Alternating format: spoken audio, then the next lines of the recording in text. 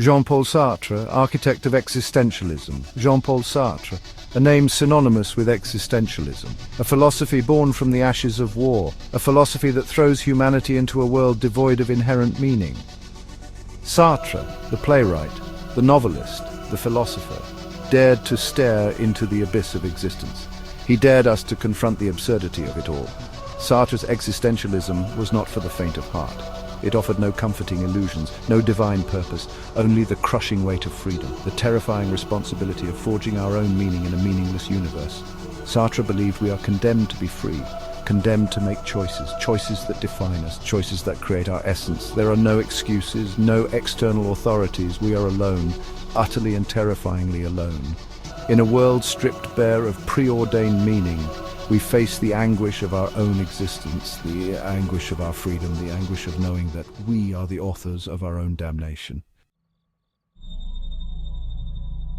No Exit, Sartre's groundbreaking play, plunges us headfirst into this existential abyss. Three damned souls, Joseph Garcin, Inez Serrano, and Estelle Rigaud, find themselves trapped together in a Second Empire drawing room for eternity. The room, meticulously described, becomes a microcosm of their personal hells. No mirrors, no windows, no escape, just the oppressive presence of each other. Their past sins, their deepest desires, their darkest secrets, all laid bare. The play unfolds slowly, deliberately, like a nightmare you can't wake from. The tension builds with each venomous interaction, each failed attempt at connection, each desperate plea for validation. Sartre masterfully uses the confines of the room to amplify their torment. It's a pressure cooker of existential dread, a claustrophobic cage where their true selves are stripped raw. Hell is other people, a phrase that echoes through the corridors of existential thought, a phrase that encapsulates the central horror of no exit.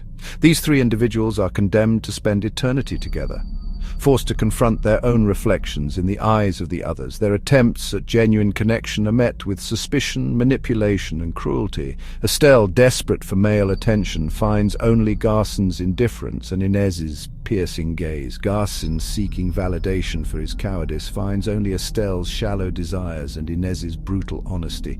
Inez, craving genuine connection, finds only Estelle's superficiality and Garcin's self-deception. Each character becomes the torturer and the tortured. Trapped in a cycle of mutual dependence and loathing, they are each other's jailers, their presence a constant reminder of their own failings. Section 4. Inez, Estelle and Garcin, a trinity of psychological torture. Inez, the most perceptive and perhaps the cruelest of the trio, embodies the torturous gaze of the other. She sees through their facades, exposes their vulnerabilities and revels in their discomfort. Estelle, vain and desperate for love, represents the futility of seeking validation from external sources. Her need for male attention becomes a pathetic spectacle, a hollow attempt to escape the reality of her situation. And then there's Garcin, a coward in life, now condemned to face the consequences of his actions. He desperately seeks absolution from the two women, a confirmation that he was not, in fact, a coward.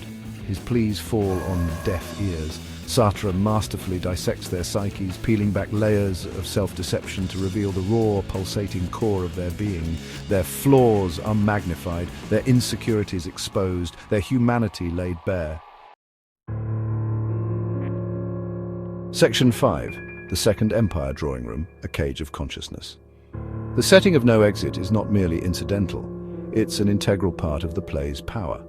The Second Empire Drawing Room, with its plush furniture and suffocating elegance, becomes a symbol of their imprisonment, a gilded cage of their own making. There are no windows to the outside world, no escape from the stifling presence of the others. The room itself seems to close in on them, a physical manifestation of their psychological torment. Sartre's description of the room is sparse, yet evocative.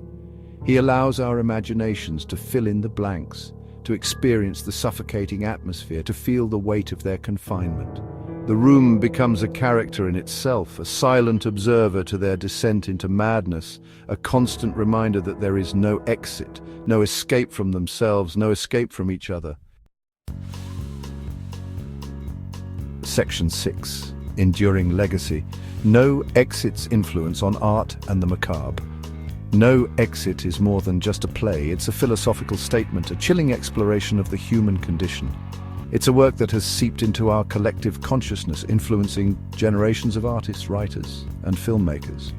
The play's themes of existentialism, the nature of hell, and the corrosive power of human relationships continue to resonate.